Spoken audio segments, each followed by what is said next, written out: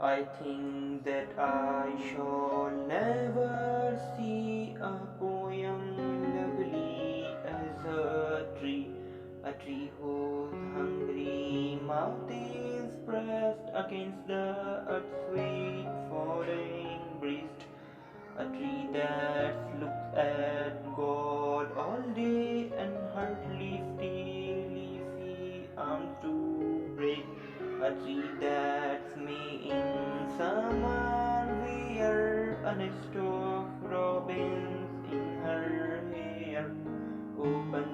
whose bosoms snow have lain, who intimately live with rain. Poems are made by fools